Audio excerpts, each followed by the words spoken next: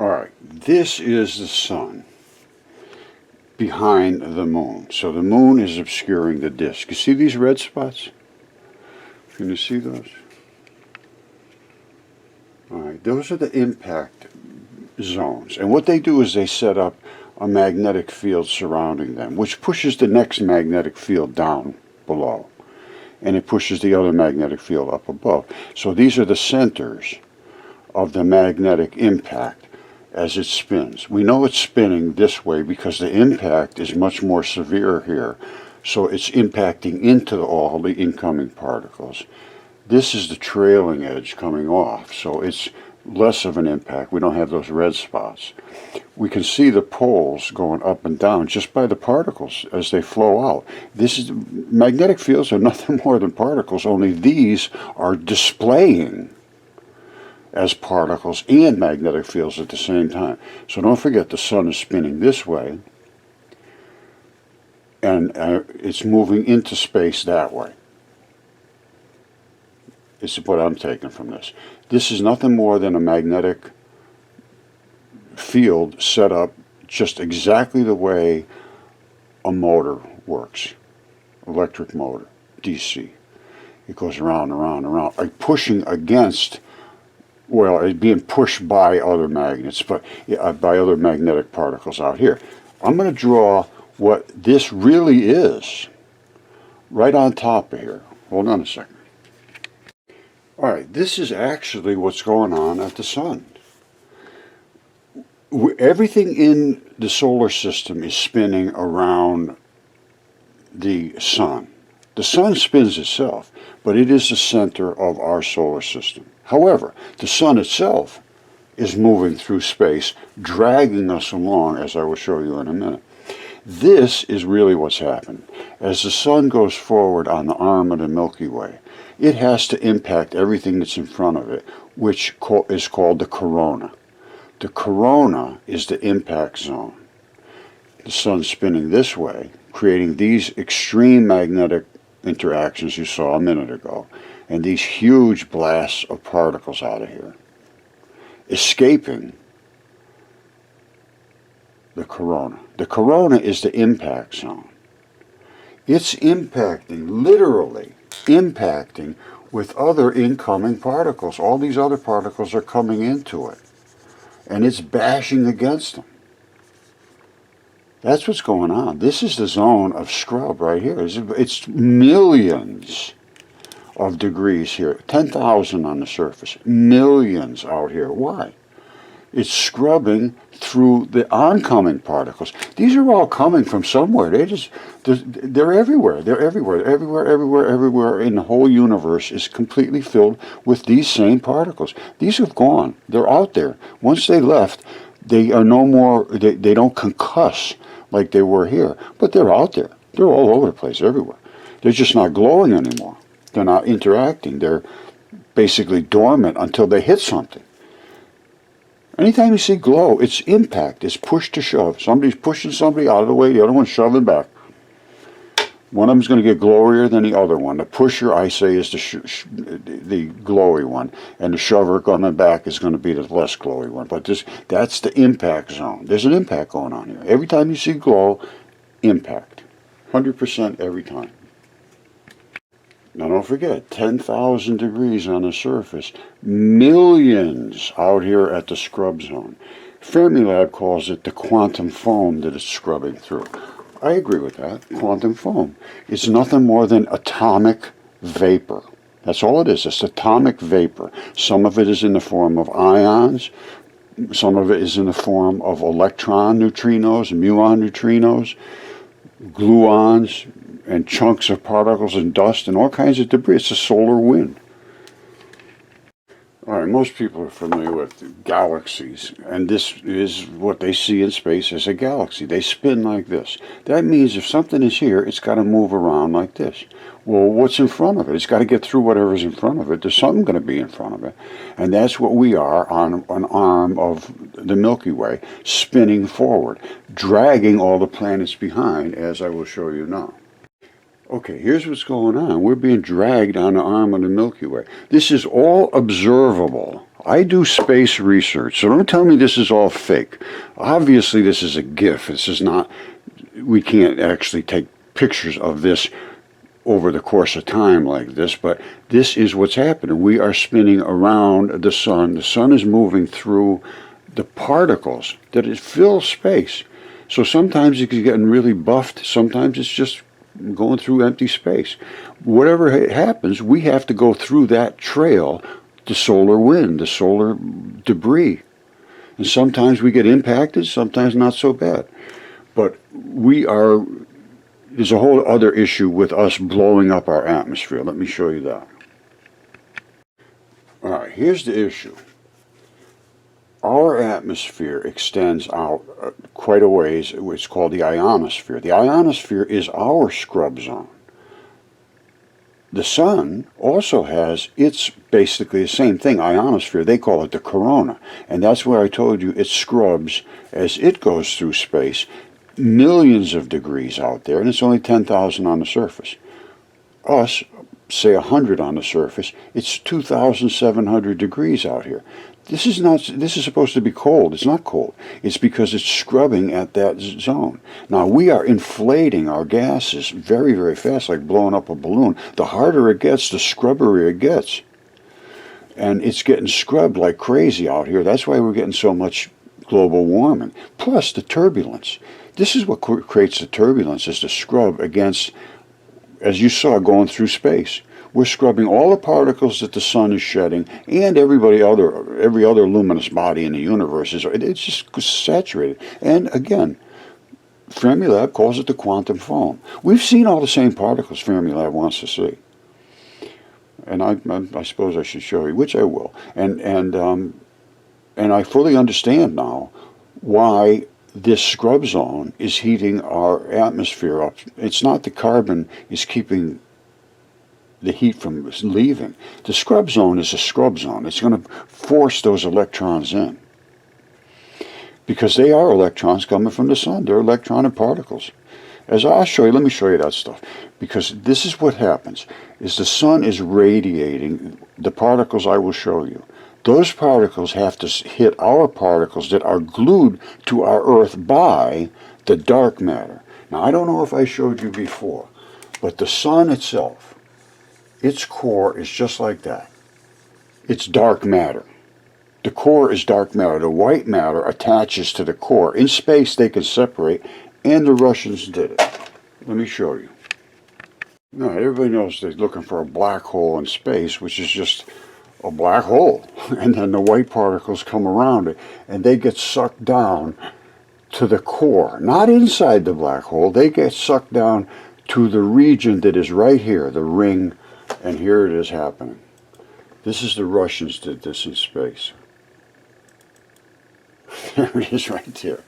Now, the only thing with theirs is it's not spinning through space, so it's not swirling. If it was, the particles would show up as a brilliant, bright ring. As it is, just the charged particles are being attracted to the black hole. If this was in space moving, like all the rest of the planets and the sun and everything else, it would be spinning as well. Going through space forces everything to spin because it's concussing with the other particles in space, causing a right-hand spin. Spinning backwards is a left-hand spin. And I've witnessed that too in our light experiments. I've seen both. That's the particles that they see at Fermilab. We see the same particles, identical, only we're using light.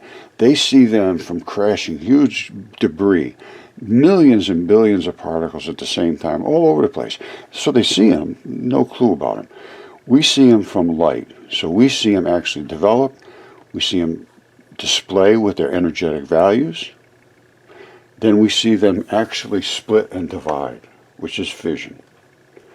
All right, this is what light looks like. It's two particles here. One's a muon, an electron neutrino. Same thing here, but only the reverse, because they're magnets. They're just a magnet. Case closed. However, we created the monopole. We separated the magnet. That's not ever been done before. And here it is right here. The black has separated from the white. Now, the Fermilab has seen this happen. A muon neutrino, electron neutrino, black and white ball, turn into a sterile muon, which is not no longer a neutrino. It's a black ball muon. The electron neutrino, which was a white ball, now is a shower. Precisely what they say. And this is because of Cherenkov radiation, which is hitting a new medium. Well, we created a new medium by forcing the particles to interact and force their fields to crush into the other fields. That's all they're doing. This is field effect. This is crushed fields. And that's exactly what we're doing. Only when they do it, they try to hit them head on. They don't like to hit head on. They go this way, they go this way, they go that way, they go this way. But head on, very rare. We are forcing them to come together. They can't do anything else but come together. So we are doing the exact same thing, but sideways. All right? It's field to field, field to field. I don't care how you go at it, which field, how it comes. But if it's a field to field, which it is, boom. You got the same effect as head on, no difference whatsoever. And we created fission and fusion. And the protons that they're using are not big gigantic balls like this, and they're these. They're nothing more than the particles I just showed you right here. That's it. That's all that exists. And Fermilab, and they all agree with this. It's just that they don't understand what they're seeing because they're working with debris.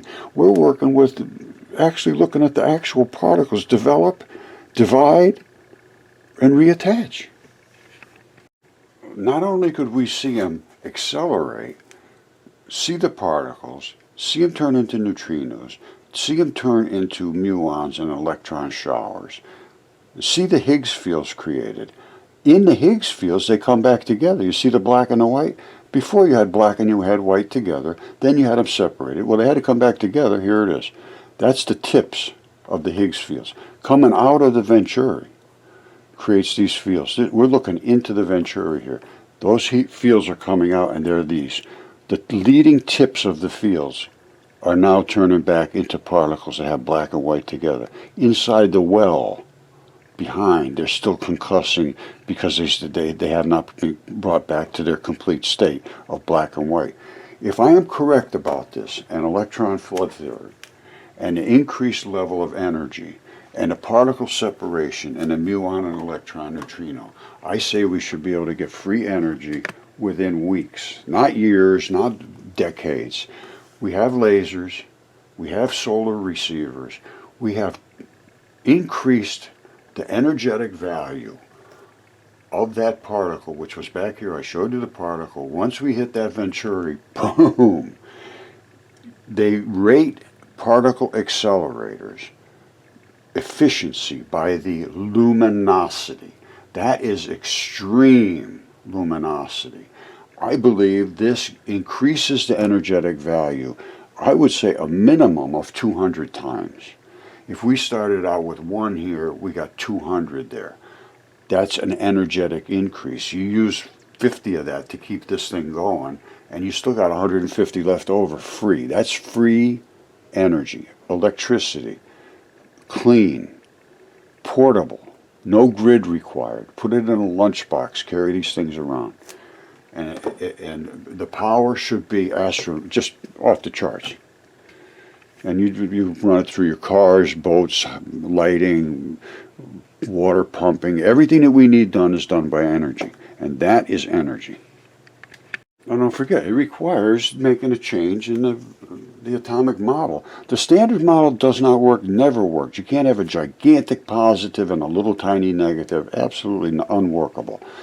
I have shown exactly what they saw at Fermilab and CERN, only I use light instead of the big, huge, heavy-duty particles.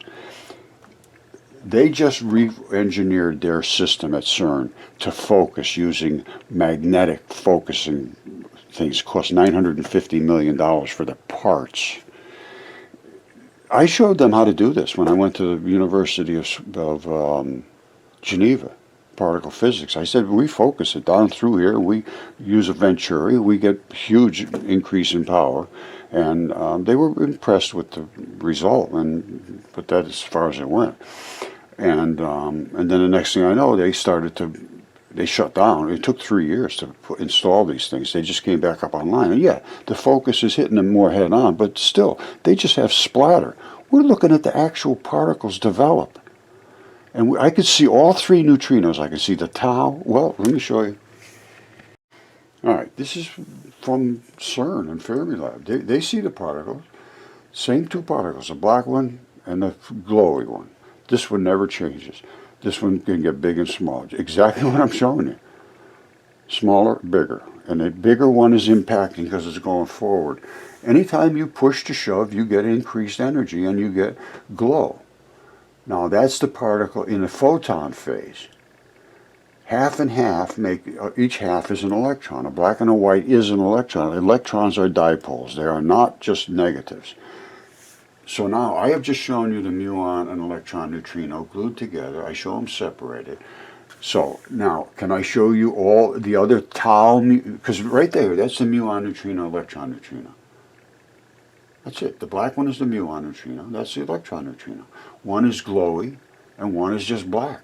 This is the same particle. This just shows the energetic value. They're exactly identical to what CERN and Fermilab say. Plus, they have also seen them as we have. Here they are right here. So, can I show you the tau? Because they say there is another one. It's just, because these are the smallest particles that exist. And this is light, so yeah. The tau, though, is a little heavier. What it is it's got 2 blacks and 1 white. Well, I'll show you it develop. We can actually see this. You see this? This is the green. Green is very energetic compared to the red, but you see the black, white, black? That's the tau. Then they compress more and they become 2 blacks and 2 whites. That's a photon.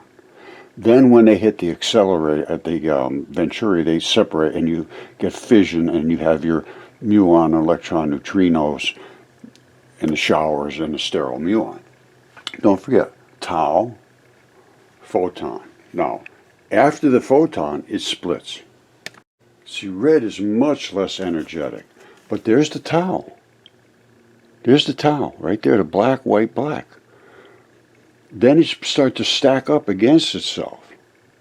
And you get this, just like you saw in the green.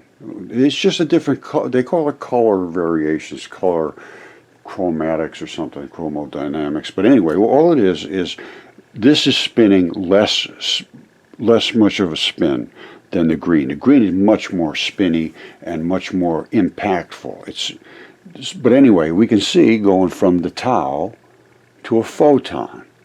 Then it goes into the split phase. And this is exactly what they see. When they talk about neutrinos, they say there's 3 neutrinos. There's the tau, the muon, and the electron neutrino. And they say it's like when they watch it happen, just what we're seeing, which is seeing a change from this to that, to then the 2 muons separated on their own.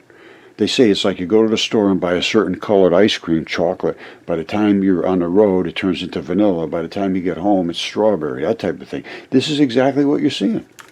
And this accounts for all 3 neutrinos right there. The weights, how they form, when they form, exactly identical to what CERN and Fermilab say. The tau, photons, muons, electron showers, fission, fusion, free energy. All right, here's where the problem comes. They're trying to create fission of heavy elements. See, a fission split a heavy element, all the tons of particles, and they break it and they create like bombs. They smash them into big chunks like this. They go flying everywhere. Well, and then when they come back together as smaller particles. All right, here's the problem with physics right now. They don't understand the dipole nature of the particles that create the nucleus. So they're splitting huge atomic masses, throwing chunks of bombs everywhere. And then when they come back together, they fuse. Okay, so first they create fission. Fission splits a heavy element, something with a high atomic mass, huge numbers of particles, into fragments. All kind of little bits and pieces. Fusion joins 2 light elements. All right, so you got fission, and then the light elements, the little bitty pieces, beep, they come back together. All right, forming a heavier element. So when they come back together, they're apart, they come back together, and obviously it's heavier. In both cases, energy is freed. Well, what does that mean? Energy is freed. Because the mass of the remaining nucleus is smaller than the mass of the reacting nuclei. No, that's not correct. The masses remain the same, but you're changing molecule atoms. You're creating lead from uranium and that kind of stuff. All right, so you're changing the actual atoms, yes, but you still have all the same number of particles. What you got your energy from is the concussion of fission and then the reforming of fusion. That's where the energy comes from, is the basic explosion. And that's what I show is explosion. Just remember these two sentences. Fission splits a heavy element. The two of them together here make sort of a heavy element. It's heavier than one apart. Okay, it has a higher atomic mass because they're together into the two fragments. Okay, fusion joins these two little light elements back together, forming a heavier element back to where it was. But the increase in energy that we saw was from the concussion that made them fizz. And back to fusion, they're back into normal particles. But the energetic increase in value of energy was from the concussion. So I think I told you, they just redesigned CERN's Large Hadron Collider to focus. And high luminosity is an important indicator of the performance of an accelerator. All right? Luminosity, why don't we just say collision rate? We have just 100% collision rate. They have only some are going to hit, not a whole lot.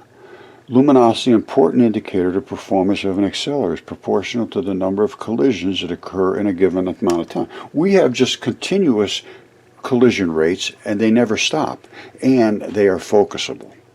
Okay, yeah, this is the Fermilab article about the same particles I just showed you, and they also talk about the standard model being the most successful theory ever. It's not successful at all.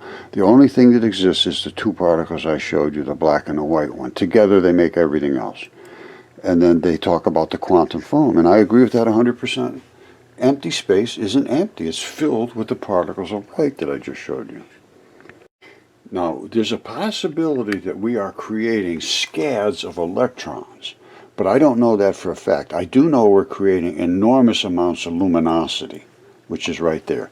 We started with almost darkness, and we have luminosity coming out of our ears. That is a subatomic nuclear explosion. There's no other way to get around it, because here it is right there. These are light particles which are smaller than the atomic nucleus. They're down in this range. Right there. This is what CERN's working with, and they're hitting them head on like this and splashing things all over and then finding these particles. We know where they go. We could squirt them right onto a substrate. And if I am correct, all of this stuff exists today, and there's no reason we shouldn't be able to harvest energy almost immediately with somebody designing this correctly. Just because if the Venturi is basically free, it's just a restriction zone. There is some design considerations about heat and so forth, and that's something we'd have to look at, but I don't think there's anything that's not overcomable. Now, this is the solar collector, basically. It's just like a solar collector, only they're better ones now. And it wouldn't be out in the elements, so it wouldn't have to follow all that stuff. And you could replace it. If it went bad, you just take another one, slide it in and out. It's just like a little panel. And this would be your collection. They know how to regulate and collect all these. Just basically the same thing they're doing with solar collectors. One last thing, though, is because these things are so miniature, these microscopic little lasers and so forth, they're tiny. We should be able to carry these things around. If this increase in energy is what I believe it is, and what they say it is, and if the luminosity is the factor, which it is, I mean, anytime you see luminous, anything glow, it's more energetic. It's just a fact of nature. And if you could carry this around, you could have in disaster zones like Ukraine or everywhere, people could get energy and carry it around and put it in their cars, their houses, out in the woods, fighting fires, disasters, and not destroying the atmosphere. Now, I think I've shown a pretty good case for looking at my evidence. Now, and again, Fermilab, these are the same particles. This is Don Lincoln. And you want a phrase defined, have a question, email us. And I did. And they said, don't ever email us again. Because I said, I have these, I could show you the same particles. I show you everything. And I explained how we did it. And when I said we took these pictures with cell phones, smartphones, things went off the rails. And they just said, I'm kind of crazy and don't ever contact us again. Which is not, that's just not right, because I am correct. I'm showing, and they use the same, well, hold on. Okay, muons are cosmic rays. Smartphone network tracking incoming cosmic rays. This is 2014. This is the same time I'm talking to them about it. And they say this is every bit as good as CERN's. Just as good as CERN's. Alright, this is from their article right here. The silicone-based sensors in smartphone cameras use the same principles as the detectors at CERN and elsewhere to identify the particles. We can see the particles. Now, here's the thing though. Because the particles arrive so infrequently, a very large detector, such as a global network of smartphones, is needed. They're looking out to see them coming through the space. We're focusing it right in on these just scads of them coming out. They're arriving in bucket loads in ours. So we don't need to have gigantic quantities of cell phones. We need one just to look at that radiation, that luminous radiation. So here's another one. App turns a smartphone into pocket-sized cosmic ray detector. Cosmic rays are the muons. And this goes back to 2014 as well. And then there was another one from, well, let me get another one. All right, here's another one. This explains it a little better. Phys.org. And this is University of Wisconsin-Madison. Now listen to this. Smartphone cameras use silicon chips that work through what is called the photoelectric effect. That means a photon hits them and it creates an electric charge, in which particles of light or photons hit the silicon surface and makes it release an electric charge. All right? Now, listen to this, which is not correct. This is wrong. The same is true for muons. That's not true. When a muon strikes the semiconductor that underpins a smartphone camera, it liberates an electric charge and creates a signature in pixels that can be logged, stored, and analyzed. The muon is not the radiative part. It's the electron neutrino. It's not the muon neutrino. Muons are the heavy, dark particle. Let me show you. Once again, they know they're there. These are the muons. These are the electron neutrinos. Fermilab's seen them. Fixed particle never changes, glowy, burny. Here they are again. I know I've shown you that many times, I'm sure already in this same video, but here they are separated. Now, the muon, the black ball, is by itself. The electron turned into showers. Now, did that electron neutrino that was attached here just get real glowy here, or did it create more showers? Because it's talking about electron showers.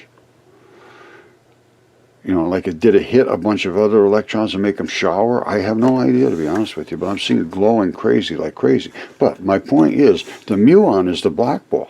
The muon is this black ball. That's not the energetic part. This is where the energy is.